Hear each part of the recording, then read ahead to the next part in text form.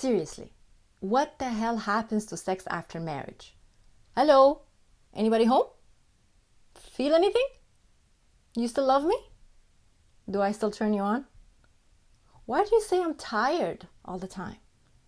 What the hell, man? I have needs, you know? Sex before and after marriage. From excitement to non-existent. Whose fault is it? What happened? What are some of the misconceptions we carry?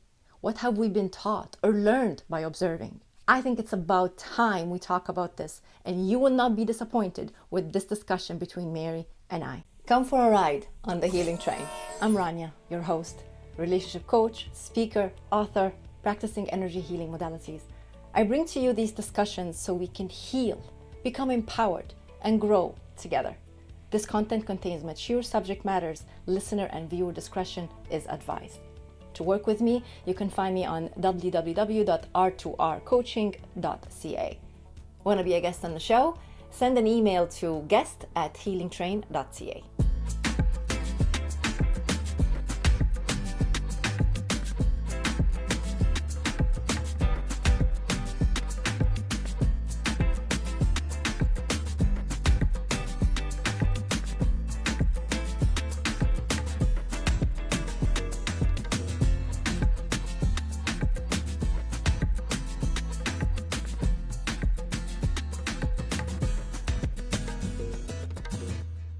Welcome, Mary, to the show.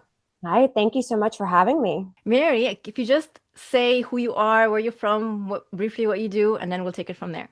I am a certified life coach, and I started an Instagram a couple months ago called In Her Mary Era that talks about relatable lifestyle situations, talks about sex, love, dating in this current world. It's catered to 30-year-olds, but I've noticed that a lot of people are starting to gravitate towards the Instagram at all ages, just because some of the stuff is something that we're experiencing at any age in this life. So that is a little bit about me and what I'm doing and how you and I connected.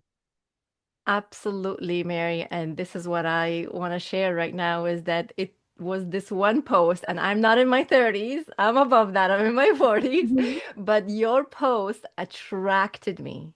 I I was like, "Oh my God, I gotta talk to this girl." And here we are having this episode. And I'd like to share with the audience the post that got my attention. It's a carousel and quite a few things to read. So I'm not gonna read all of it, just I'm gonna pick a few things out of it and then we'll talk to Mary about it. So first of all, her Instagram is In Her Mary Era. Okay, so if you're looking to follow her, please do because she's got some really good stuff on this. And the post title is There is a pandemic in dating right now, and people aren't talking about it enough. That alone just gets you.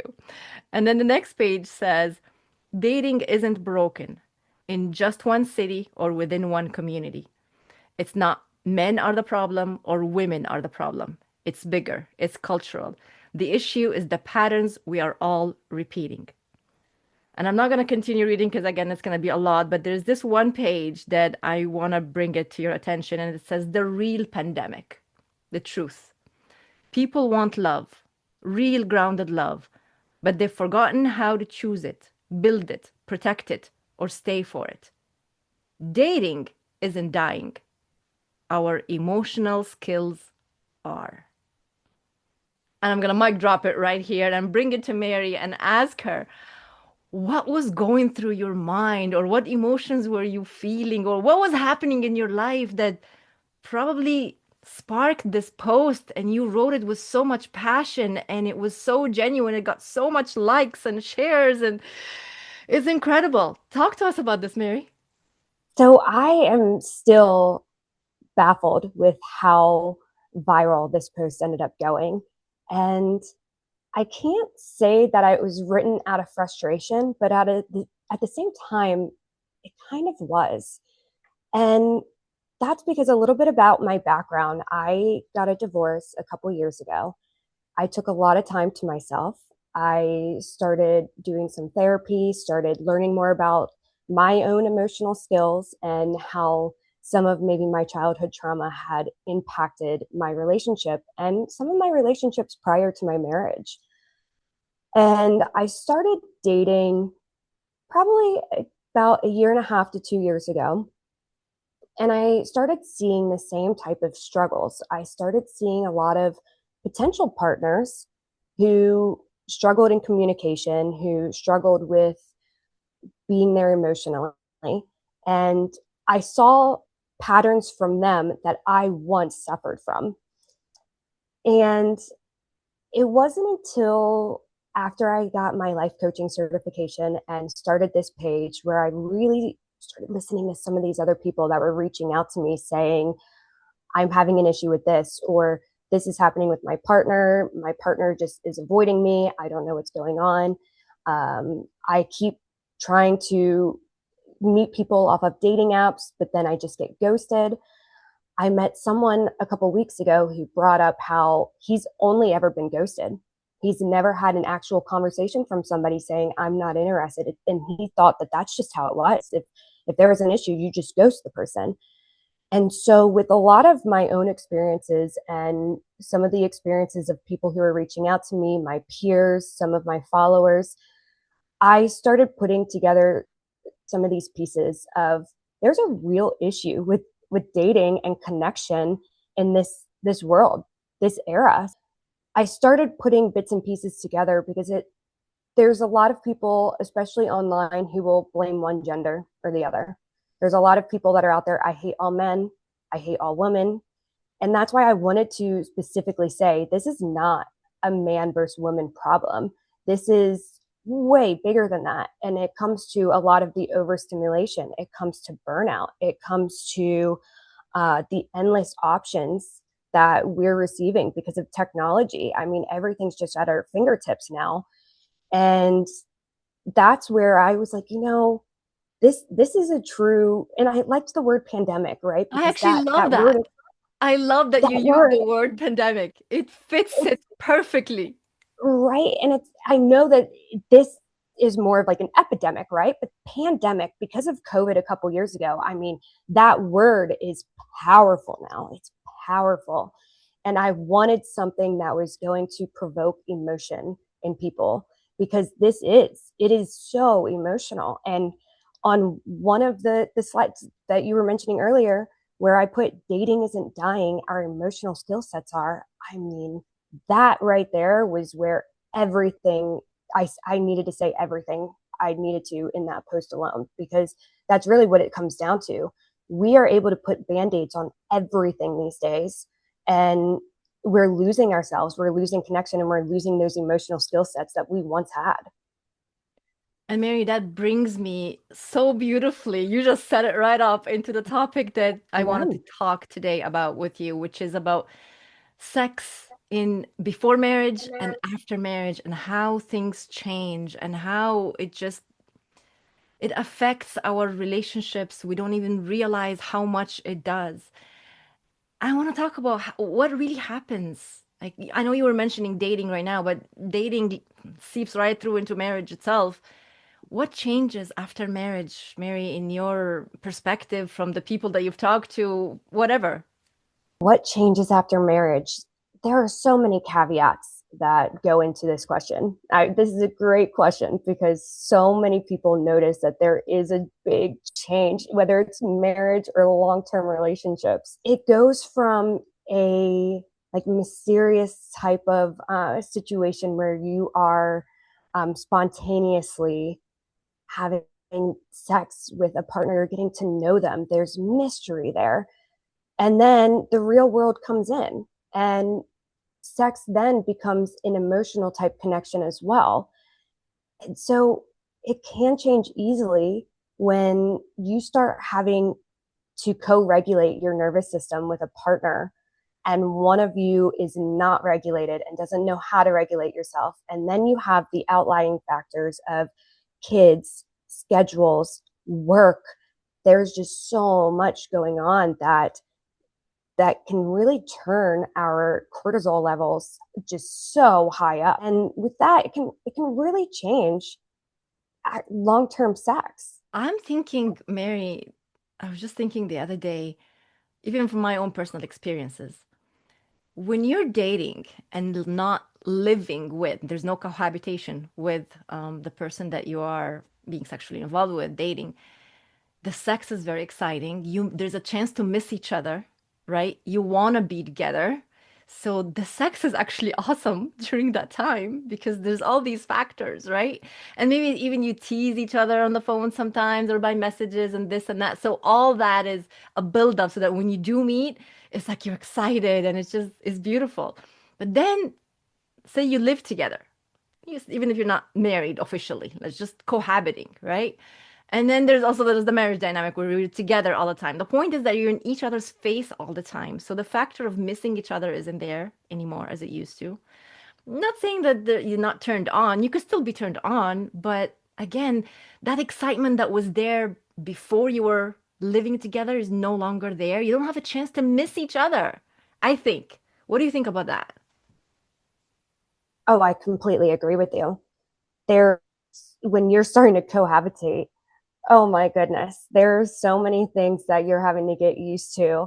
I know for me, it was a shock. I always had roommates, but I always had my own private space. When you're sharing bathrooms, you're sharing everything. Some of that mystery does start to go away naturally. When you move in with each other, it can cause a corruption in the relationship. Now, it's also a great thing. I loved when I finally moved in with my ex husband, but it also was a shocker. We were having to really get used to each other because I used to come home from work every day and I would be able to do whatever I wanted. I would just make my own dinner. I didn't have to worry about cooking for somebody else. I would sit down on the couch. I would read, watch TV, do my own thing. Then he and I would occasionally go on date nights during the week. We would hang out on the weekends, and it was perfect because we still had our own space. Moving in, there was that adjustment period. And it didn't really affect the sex life at the beginning because it's like, great, we're finally living together. We can do it whenever we want. Well, there's excitement there too, right? When you're changing the dynamic and when people move in together, there's always that excitement. Oh my God, finally we're gonna be together 24/7. Then after some time you're like, I don't know if I like this 24/7. You're like, okay, maybe I could, I don't know, get a hotel for a night just to relax. Like, I don't blame where people are like, I want to just have a me weekend. And so, yeah, there's so much excitement there. There's just so many dynamics when you're finally moving in with each other. But I also remember there were times where he being a guy, there were some times where I would see like urine on the toilet and I'd be like, ew, and I would be so grossed out and turned off and oh my gosh, this isn't a frat house. And That's it's actually a just great little point things that you that, bring up. I love that you just brought that up. I didn't think yeah. about that before, but it's true. Some things our partner, again, we're talking just dating, boyfriend, girlfriend, living together, or marriage is the same thing. It's a piece of paper at the end of the day. It doesn't change anything. So it's the things that the person does. It can turn you off from them sexually, even though we don't think about it. But I think deep down it does. Snoring is one another one of them, I would say. oh Oh my God. It could 100%. be like, can you just shut up? I want to sleep. Roll over. Yeah. Roll over. No, I mean, there's so many things that you're having to learn. I remember there was somebody that told me a long time ago that when you go into a marriage, you have to go into a marriage knowing that a man doesn't doesn't really change. Um, and I'm not saying that in an outlier of like, oh, he's always going to be a terrible person. No, because hopefully everybody has a growth mindset. I mean that in a way that a man pretty much stays who he is at his core throughout life. Where women are always changing, even with hormones, right? There's so many different things that factor into us. And I remember when somebody told me that, it was so interesting. And it's always stuck with me because now in situations like that, I have to remind myself, okay, what are the things that I truly love about this person? Because I can't just, yeah, I can talk to him about maybe trying not to urinate all over the toilet or cleaning up after it, but I can't get mad at him because that's just who he is. Like we can talk about this and come to some sort of conclusion. And that's what I try to remind people these days is when you go into a marriage, you have to go into it not wanting to change your husband. And as the husband, I like to remind them, you have to go into it knowing that she's going to experiment with different things. She's going to experiment with her hair color. She's going to go through phases where she's, especially pregnancy, when you're pregnant for 9, 10 months, and then you have postpartum hormones, there's going to be differences. And so you have to be able to accept that. And there's going to be icks. There's going to be lots of icks, but that's where you have to come back to the core of what made me fall in love with this person in the first place, because you're going to see gross stuff when you are finally living together. And that's sometimes that can factor into the desirability. Relationships prior to marriage really run on like novelty chemicals. There's a lot of dopamine that's in there. There's so much mystery, there's excitement, there's pursuit. Where in long term marriage type relationships, it then starts running on like oxytocin, and it starts running on attachment and emotional safety. So there's so many things again that can factor into it. It's not just sex after marriage or sex after moving in with one another, but there's so many caveats. It can be a really difficult subject to navigate. No, totally. I agree with you. But since we are talking about sex before and after marriage, I want us to focus on that a little bit. Mhm. And of course, the being turned on or being upset or angry at the person, all that will. So lifing, we're lifing. I think, was it you who told me this lifing word Mhm. or someone else? I don't remember. It was you, right? Lifing. Yeah, Yeah. you're the one that told me. And Mhm. I was like, that word has stuck with me. We're just lifing. And, things will come in the way and it will influence you even when you don't pay attention that it is influencing you. And that can affect the sex in the relationship, in the marriage. So if you're turned off by someone's voice or they're talking at the wrong time or they're eating and they're making that sound, and that could turn you off. So I wanna just mention a quick thing here in regards to choosing our partner of who we want to spend the rest of our life with. I am a true believer, okay? I'm putting culture and religious on the side here.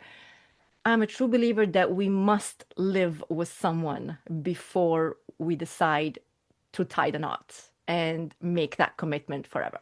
Uh, Hands down. I don't know how you feel about it, but you can share, but I'm sharing how I feel about it. I agree with you now. Also, you didn't So agree with me before. You had a different opinion, but then you changed. I, well, and I say that because I did not move in with my ex-husband until about 3 or 4 months before we tied the knot. And that I don't think that was enough time for us to truly adjust to being in each other's personal space. Uh, I don't think it would have mattered. I still think we would have gotten married, uh, even if we had lived together for a year and then tied the knot. So I don't think that it would have truly factored into that, but it would have given us more time to truly get comfortable with each other. And we mentioned a little bit ago about the icks, and there's different things that both of us are going to end up doing once we finally move in with each other. But that's also a form of comfort. That's also a form of trust and love. Like when you're doing whatever you're doing, that is you at your purest, just absolute self. If you don't mind me, just hold on to your thoughts. These things will not show up just in the dating phase because there's no opportunity for those things to come up until you are under the same roof together, dealing with those situations or circumstances together. They're not going to come up before. Sorry to interrupt you, but yeah, continue your point. No, you're exactly right. And I'm glad that you brought that up, because that is why I've really changed my thought on that. Is I used to think, I'm not going to move for anybody until I have a ring on my finger, until we're about to get married. And now I'm very much like, I think that living together isn't as bad as people used to think it was. And I think it is a very important aspect now in being able to really have that nice transition without it interfering with wedding planning and all of that, when there's already natural stressors that are going to be involved.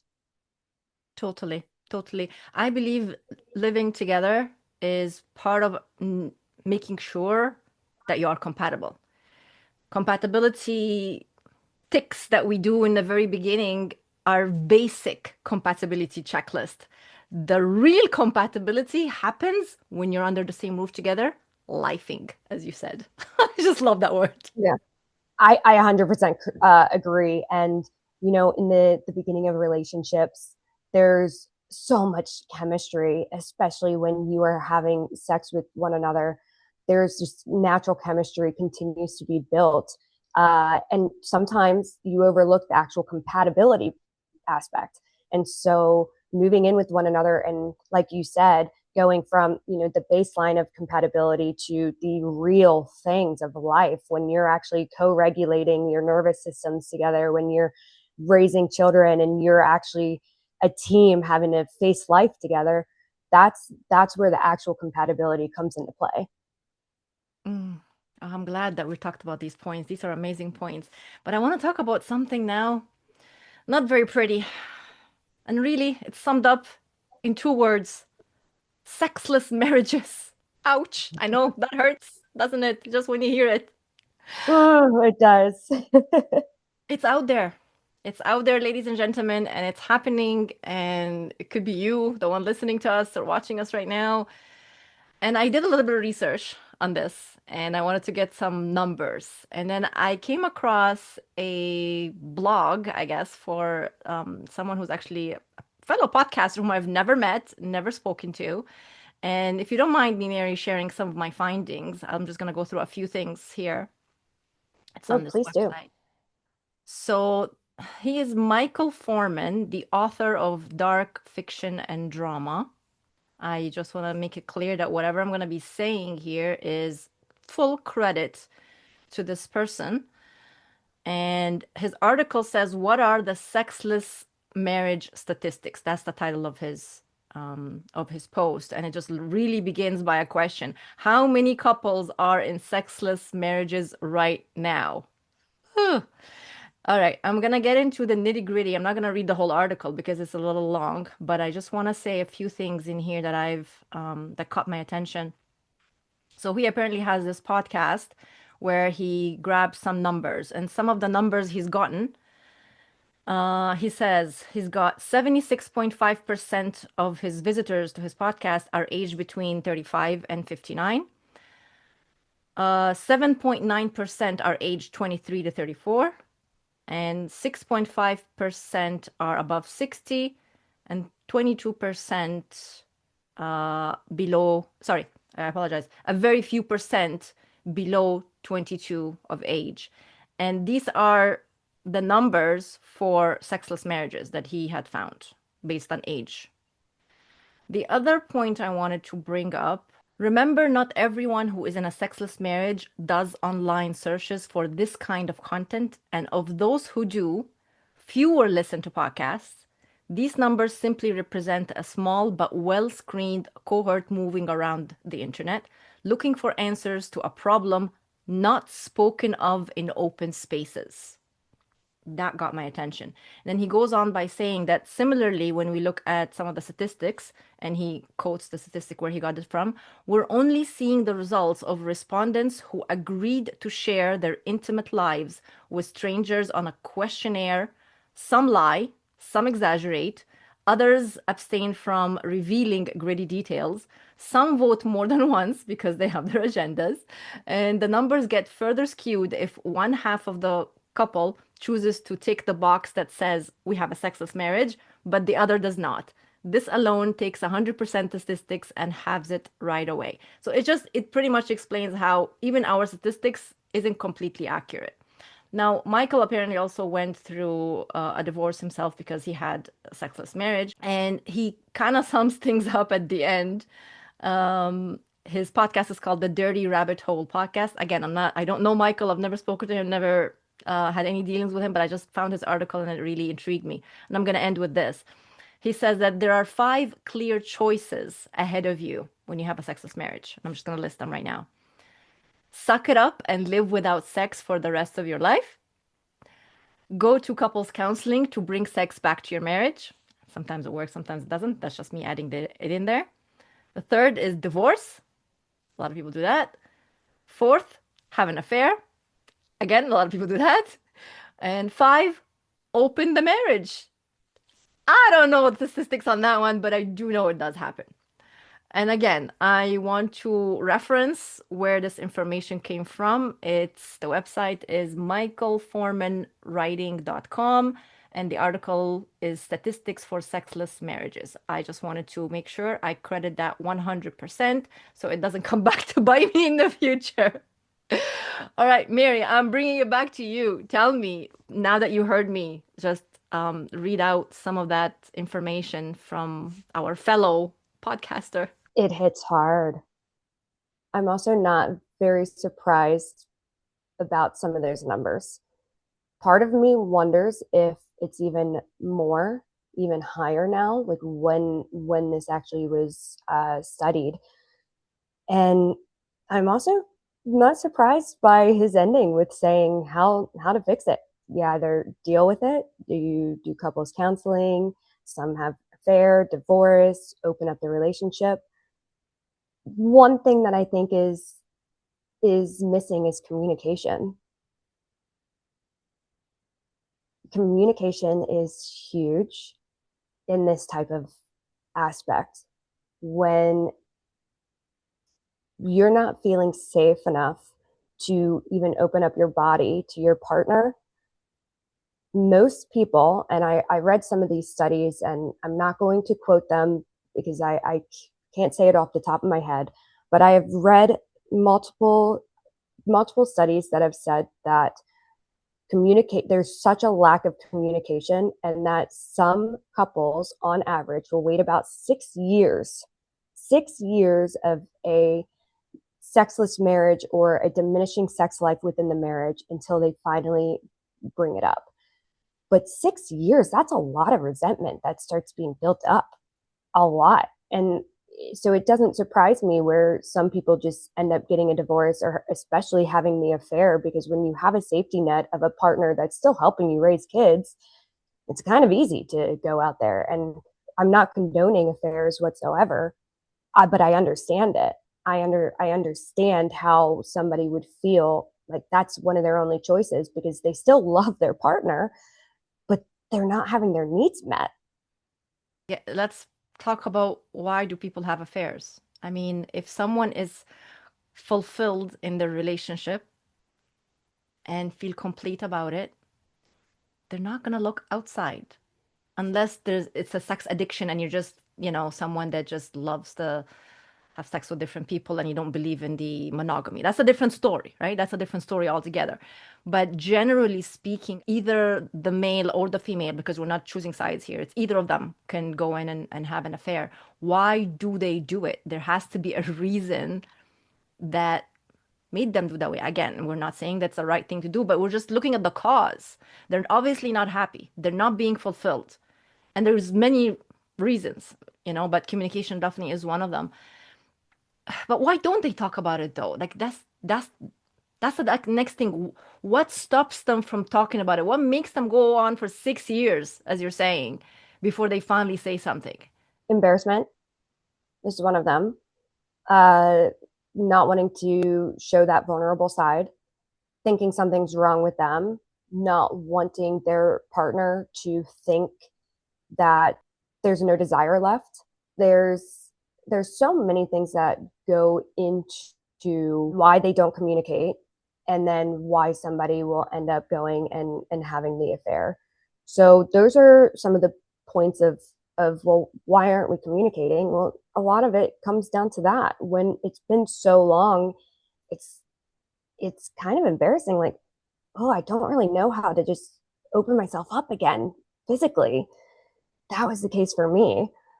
And then I feel like the affairs end up stemming from that, because they're those emotional needs, when the emotional needs aren't being met and that safety isn't there. And even for men, there's this stigma around men of, oh, they need to be manly, they don't show emotions, they should never talk about their emotions, and all of that, which I loathe that is even still an issue to this day. But they do. do have emotions and they do need to feel safe in order to be vulnerable. And it's one of those situations where if they're having stress and issues that are going on internally and even they're losing their sex drive, that's what are they going to say to their wife? Like, how are they going to really truly bring that up?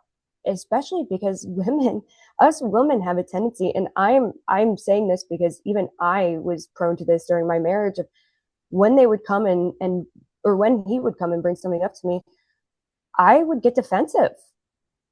I would get defensive and I would be like, no, or I would end up getting kind of angry because I'd be like, well, you don't see my point of view. And when men are shut down, when women are shut down that way, when you try to have these conversations to truly connect with one another and you're not getting it, and then someone comes along who kind of spikes that chemistry and that dopamine, it you start having this like false sense of attraction to somebody. And it makes me think of that point of like the 80%, 20%. Like, look, if somebody is giving you 80% and you're missing the 20%, and you keep honing in on that 20%, and then you meet somebody who has that 20%, you kind of forget about the 80% that you actually have. And so some men will leave, and or women, men and women will find a partner, right? Who, or not a partner, but somebody else who's out there who has that 20%. Sometimes they might even leave for that person. And then they're like, well, crap. I should have talked to my my other partner who I had the 80% with about what was actually going on internally, and maybe we could have fixed it because this person actually isn't meeting all of the rest of my needs where this person was. And so, They're gonna end up getting yeah, the I think 20 and missing the 80 now. uh-huh. And so I really think that and I'm not the true professional in this, but I think from my experience, it really comes down to a lack of communication. And that lack of communication stems from uh, not wanting to be vulnerable, not feeling emotionally safe to be vulnerable, and also a little bit of embarrassment. Um, and then that it's a full circle, right? Because then that can end up leading to some of those affairs. I'm also going to bring another point that we're never taught how to communicate when you're in a marriage. You learn from your parents most of the time, your upbringing, or whoever's around you, your caregivers, not just parents, everybody that's around you. That's who you're learning from how to handle things in a marriage. I mean, just a simple, I mean, let's look at it like a family of four, let's just say, okay? Mom, dad, and two children. The children are growing up in this household, watching and observing how their parents interact as a couple other than them being parents. So it's not just the spoken words, it's also the unspoken. It's the behavior, it's the patterns. So you learn that that's what's normal. Now, I'm not saying that everybody grew up in broken homes and unhealthy parenting. There's some really good homes, but there's also the unhealthy ones.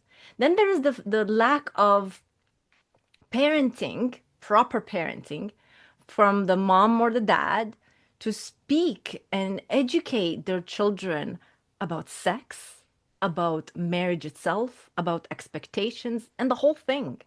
Very, very rare do you find parents talk to their children as they become adults and guide them through this. Sometimes they even teach them the wrong thing, right? And these kids now grow up, be adults, and end up in the real world in relationships, and they either copy what they've seen or they just follow what their parents told them because that's what their parents told them. Meanwhile, it was unhealthy and probably carrying generational traumas all along, and it's just getting passed down. And I believe that's one main reason why there are marriage issues and lack of communication, sexless marriages, a high rate of divorce these days because people are being fed up and walking out because now divorce is being more acceptable and saying, well, if I'm not happy, why am I doing this to myself, right? Now, there are people who are leaving too early and just fixing things by divorce so quickly, and I don't condone that. I don't support that. I believe that everyone needs to try their best until there's nothing else can be done. But I also believe that sometimes we just need to look at our choice to begin with. Perhaps we were I don't want to say we were tied up with someone, because sometimes it's our choice, not always arranged marriages, right? In arranged marriage situation, there's nothing I can say there. But when it's your choice, you fall in love, it's a love story, and you end up being with someone, maybe you were blinded. Maybe you just got into something thinking that, this is what you wanted, but you were never really compatible to begin with. And that's why years and later, if you've lasted this long, the marriage is falling apart, and you're reaching to a point where it's either divorce or affair, or just stay for the kids' sake because we want to give our kids a stable home. Meanwhile, you have no idea what you're doing to your children by saying in a loveless, sexless, toxic, most likely dynamic, that's what they're growing up into. I know I went deep there and just talked about a lot of problems, and we were just supposed to be talking about sex before and after marriage, but I think all this ties in together. And I'd love to give you an opportunity to comment on that, Mary. You're absolutely right. There's a lot, there's so, and I say this with everything, right? With almost every question that you've said, I'm like, there's so much that goes into it. And you're right. There really is with childhood, the way that your family dynamics are, the way that you grew up. Are you enjoying your journey on the healing train? I hope you are, just as much as I am loving this conversation and every conversation with every guest.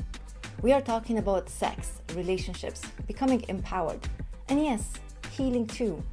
We need to heal the old narrative around our relationship with sex, pleasure, and our bodies.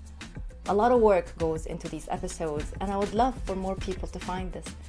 If you felt how powerful my message is, support this channel, this platform, wherever you are tuning from. Give some love, comment, and share it.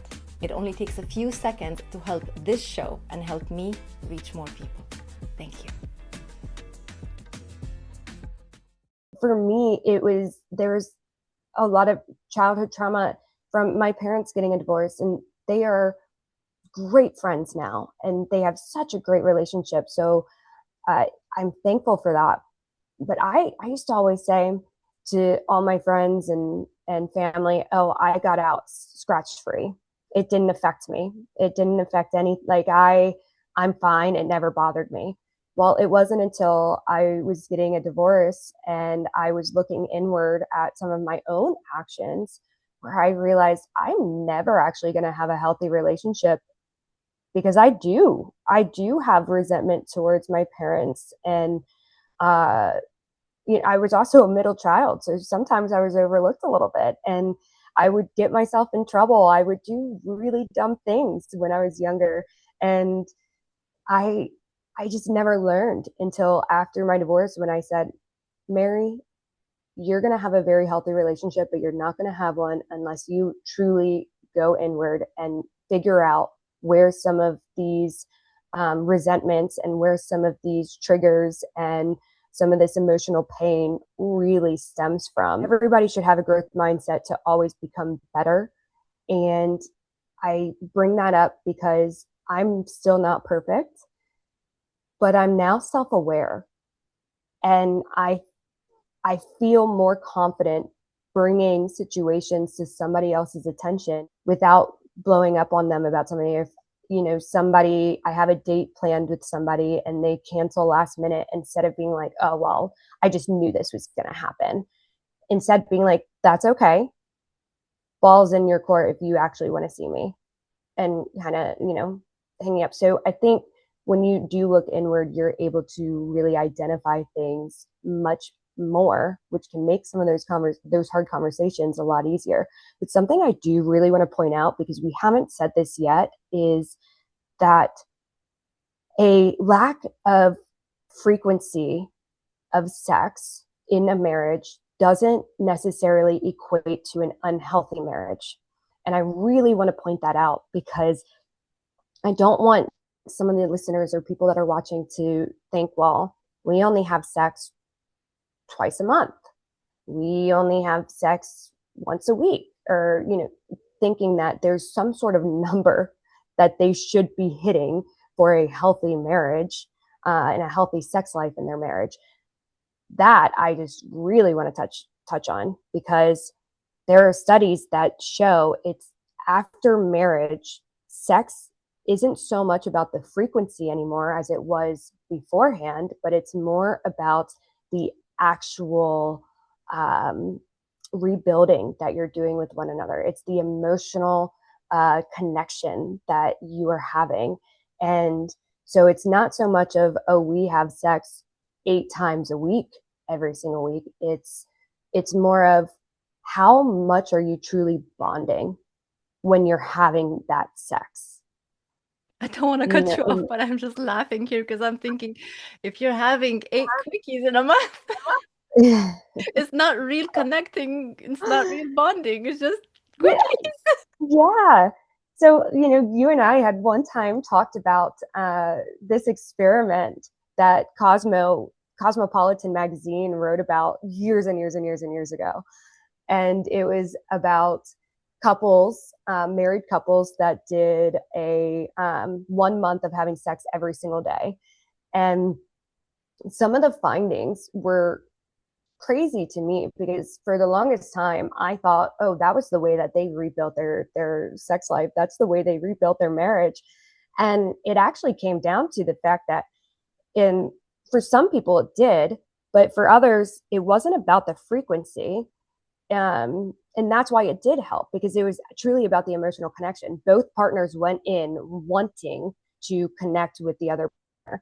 Now, the people that looked at it as truly an experiment and a chore, an added chore, and just whatever, yeah, they were having sex every day still, but they weren't getting anything out of it, like a true emotional connection out of it, where they were bonding with each other and releasing all of the life stresses and that they're having to take on with bills and a house and a work and children and all of that. Like when they were truly emotionally bonding every single day and being able to release all that stress together. And that's where those couples, the ones that found it that way, they ended up coming out of that experiment closer. They truly rebuilt it and rebuilt this connection that was kind of missing for a long time, where the other people that went in and just said, oh, it's a chore, we'll schedule it for this time, which some people do have to schedule it, and I'm not disagreeing with that. But for this experiment, those that just went in as, it's just something I have to do,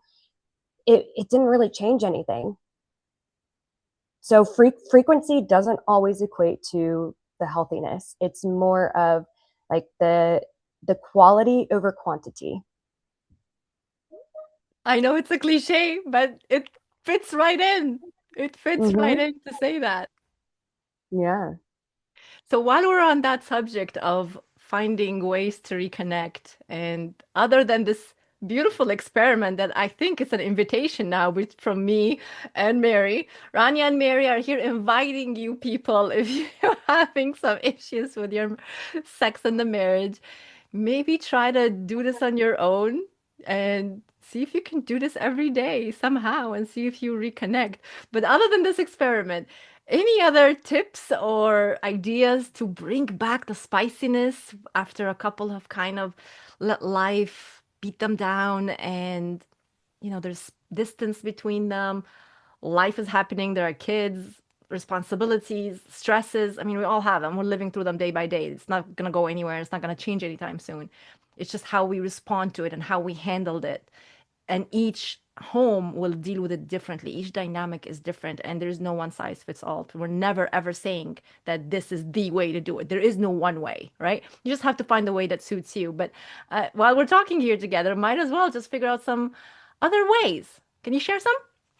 You can't schedule your way out of an emotional disconnection. You can't, when there's an emotional disconnection, there's there's not a lot that you can do unless you truly work on reconnecting and rebuilding that trust, because that will naturally bring out that desire again when you feel safe in the situation. In terms of trying to repair when you aren't having sex that you're wanting to have, and you notice that the marriage is tending to kind of turn into more of an unhealthy dynamic. And what I mean by unhealthy dynamic is there's avoidance. Okay. That's a big one when you just are, there's walls that are being built up, that emotional safety that has to do with the avoidance. the resentment that is replacing curiosity, one partner that is chronically feeling unseen. So these all can really factor into what some of these unhealthy marriages are looking at, like always being defensive, not actually truly listening to a partner.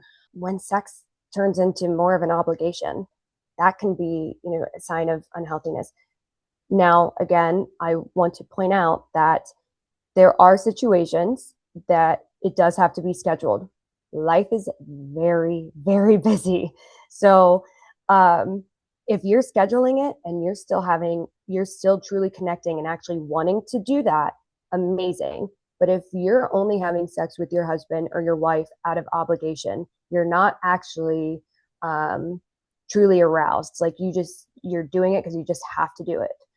That's not good, and that means that there's some emotions that are missing there. And so Well, on the scheduling part, may I step in for a second? yeah, please. I mean, you can schedule it in, right? But then make it spicy a little bit where you could leave each other Mm-hmm. a note and just say, okay, meet me at this time and dress in this thing that I like, or you know what I Yeah. mean? Like we could really, and that's the spiciness I'm talking about. Of course, every point that you said is beautiful and amazing and it's relatable and practical, and that's what everyone needs to do that work. Now I want to talk a little bit spiciness. Let's do it. Oh, let's do it. So I'm just thinking, yeah, like maybe even role playing. Maybe just say, okay, today I'm gonna be the nurse, right? Whatever. I mean, you Mm-hmm. could find something in your closet to pretend to be one, or if you really want to go all out and get an outfit, hey, wait until Halloween time comes, all these outfits come out, so you should. You'll always, unless Well, you find a store that you could always find it from. Amazon is always there. You'll always find that too. for women, I would say do something that makes you feel sexy for yourself. So whatever that may be, for me, it was I love Pure Barre and I love Solid Core. Those are two big workouts that I do, and I just feel so sexy doing it. I'm not great at some of the moves, and some of the moves I'm like they're just sweating so bad, and I'm like, oh, it's kind of gross. But then afterwards, I just feel empowered and I feel sexy. For some people I know, it's lingerie. Like they'll buy themselves something, a sexy bra or panties or just a sexy outfit to make themselves feel good, or go get your hair done. But try to carve out time to do something for yourself, whatever it may be, that will make you feel sexy. It truly always starts with yourself. I 100% agree with you. When you buy something, it needs to be for you, not just for the other person. Don't just think, oh, he's gonna like that or she's gonna like that. I mean, of course, you need to put that in consideration too. But when it's about you feeling good about yourself, you show up with that confidence. You Yeah. show up feeling sexy. You're not waiting for the other person to make you feel sexy because you can't control how the person responds to you. Maybe they're not expressive in that way. Maybe they don't have the words to say, right? Maybe they're a man of action or she's a woman of action where her love language is to show you rather than speak, and you could be waiting for the words. Women also always are waiting for the like, oh, nice haircut, or oh, you look really beautiful with that makeup. Did you do something different with your eyebrows today, or something like that? Women always love to hear. I think that's a general thing. And men will always say, well, you know me, I'm not a kind of guy that says those things. I'm a action kind of guy. And that's okay. We don't want to use it as an excuse. Learn your other person's love language. If they need to hear it, then make more of an effort to say more things.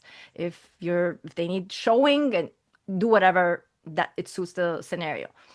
But yeah, I mean, I love that. I love that. Another thing came to my mind is we can use food as exciting. Oh, yes. One of my favorites is strawberries and whipped cream. And the Mm. places that you can put that whipped cream. That's it's so funny because there are so many things that you can do to rebuild spiciness, and there's so many people that are like, oh, that's out of my comfort zone. That's because they've Well, get never over your done that. comfort zone They've then and never just try done it. something different, right? Yeah, and I'm like, try it anyway, because you have this, you are married for a reason. There was trust that was there, and if there was always trust and safety that was there from the beginning, that will come back.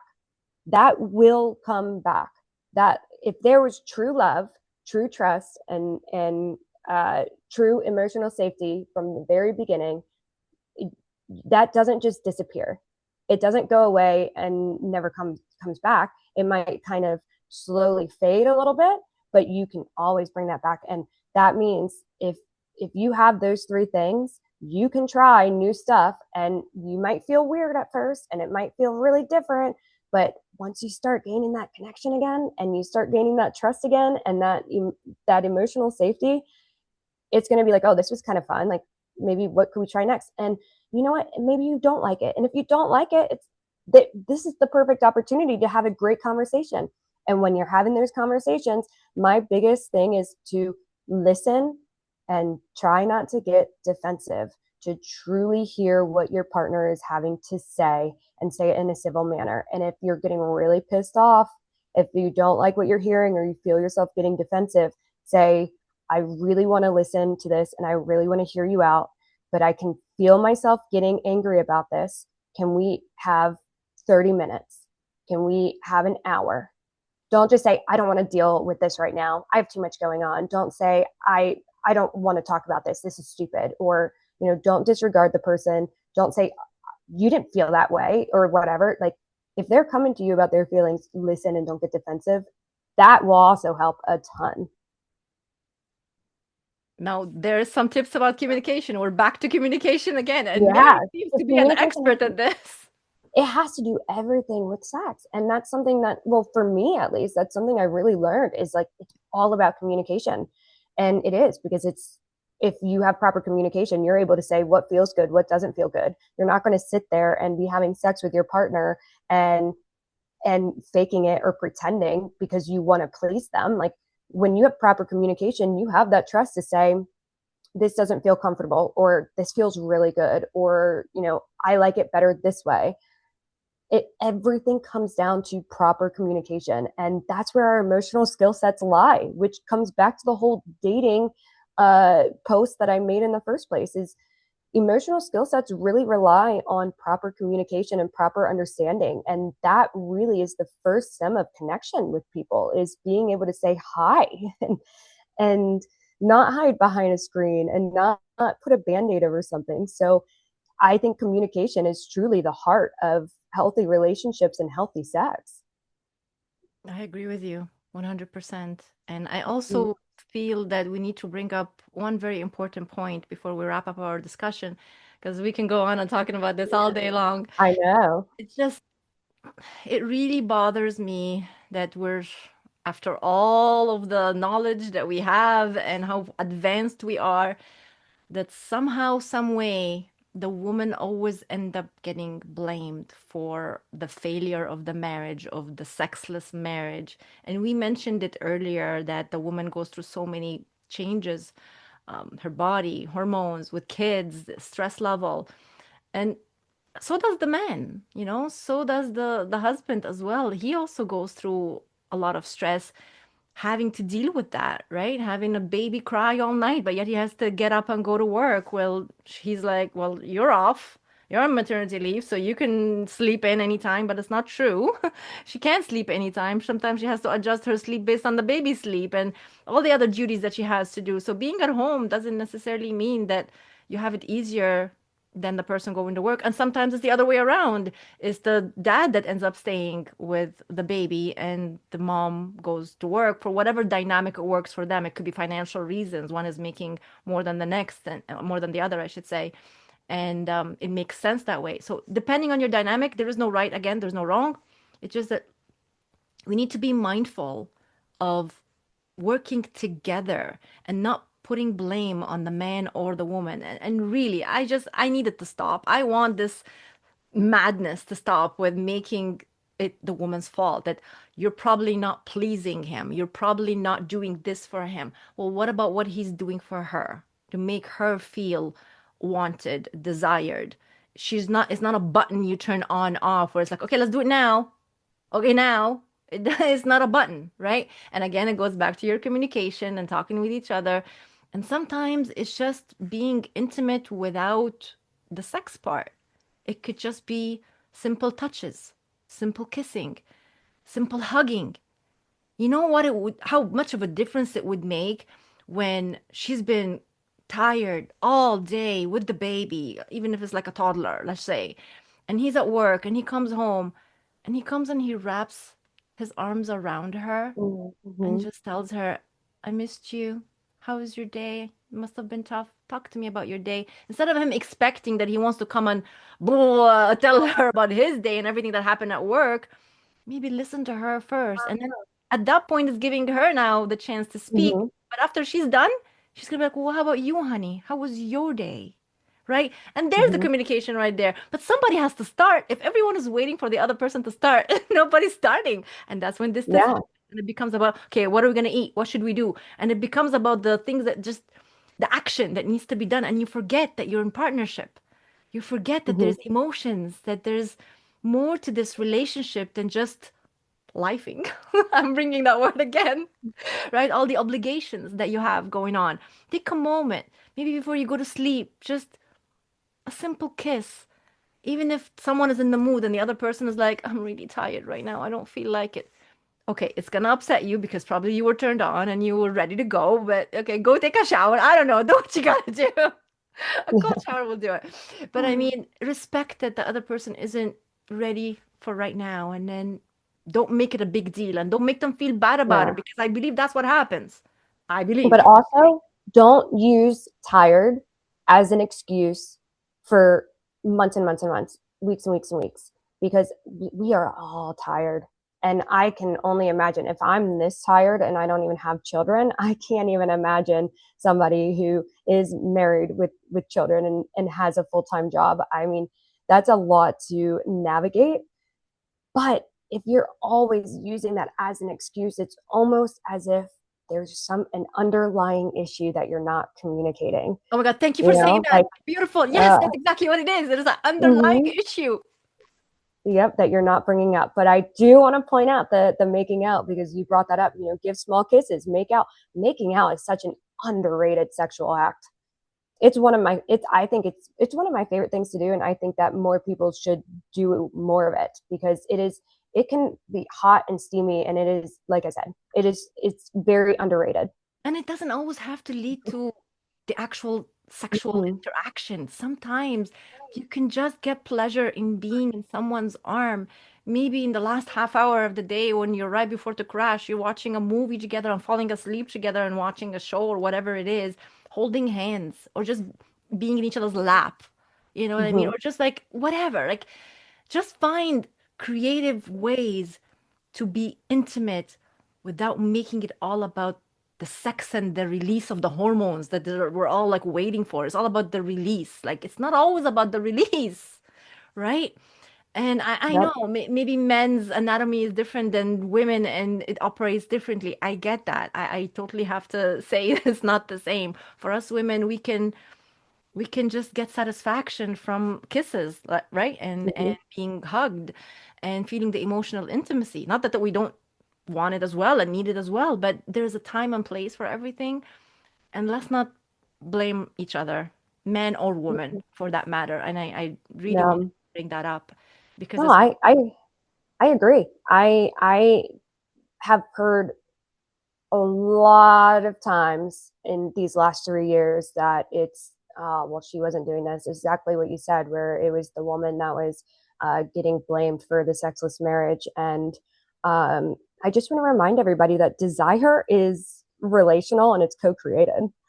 You know, it truly it takes two. And there's so many studies out there that talk about like the emotional aspect from a woman's side and the connection to sex and how a woman's desire strongly correlates with the perceived appreciation in relationships. It's also very connected to feeling emotionally attuned, and that can predict like the sexual openness that the woman is having. And so for me in my marriage towards the end, I don't even know if I actually brought this up during this podcast, but our marriage started becoming pretty sexless towards the end.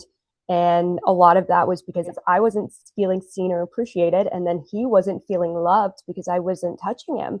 And so it can be really difficult. And in those situations, that's where, again, if I had known how to have proper communication, and same for him, if he had known how to have proper communication, it may have been able to fix a few of those things. And there are different other parts that factored into the divorce, and I want to point that out there. And I also want to point out that he knows that I have this side of my Instagram and whatnot. So and it's something that he's been really supportive of, and I think it's great. And it's I don't think that even if we had the proper communication, I don't think that we would have ended up staying together, but it would have made the ending of our marriage a little bit more civil than it was.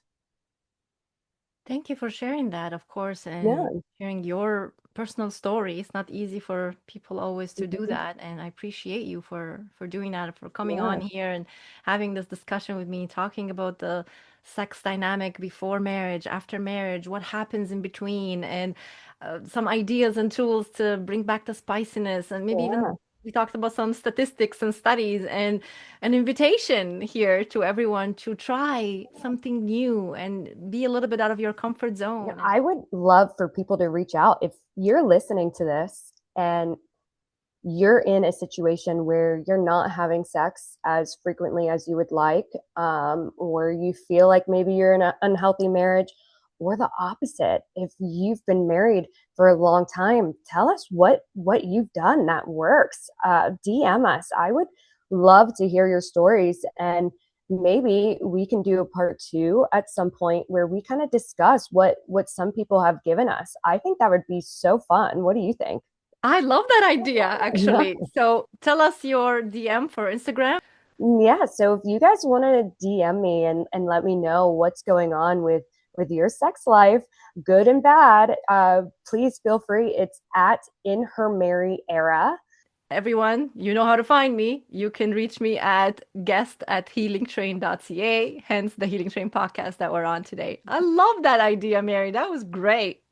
Yeah, I think it's going to be really exciting to hear what people have to say, and not one thing fits all for everybody. So hearing what multiple people have to say about what they've done to keep their sex life going, oh, I think it would be awesome to be able to share with other people on, maybe this could help. When you realize, because there's a moment when you realize that your relationship is not healthy anymore. You know it, you feel it, right? When that happens, instead of just pointing the finger at the other person right away, point that finger right at you Inward. first. That's exactly what I did too. I ended up looking inward instead of blaming him. I said, what did I do that factored into this? Because this wasn't just the sexless marriage the past couple months. What did I do, and what can I change for the future? You got to look inward, and you can't be scared to do that work.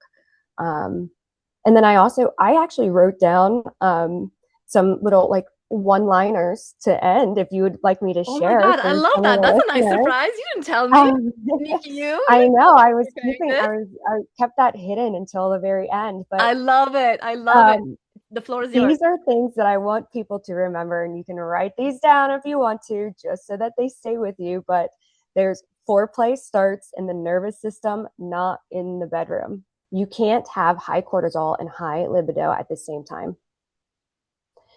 Desire doesn't disappear randomly, it responds to safety.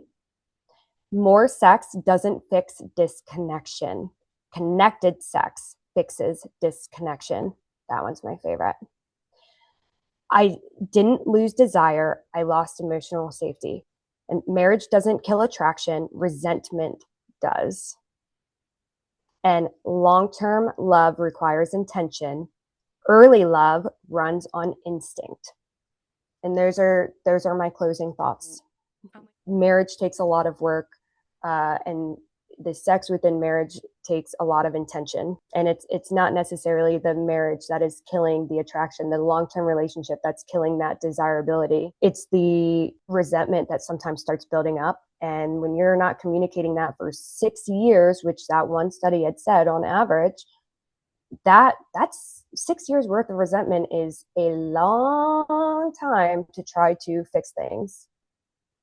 I appreciate you sharing all of that. The surprise at the end, it's a great finale. I couldn't have finalized it better. And perhaps maybe you and I will figure something out with putting those points on a PDF where someone can grab them and keep them, right? Mary, thank you. I hate to end the call. I just want to keep talking to you. It's just I beautiful. know. Amazing This has conversation. actually been such a fun episode.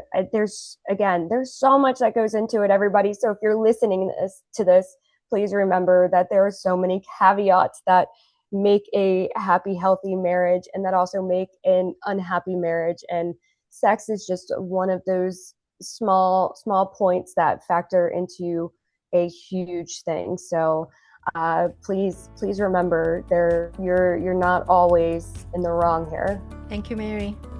Thank you so much for having me. I've had a blast.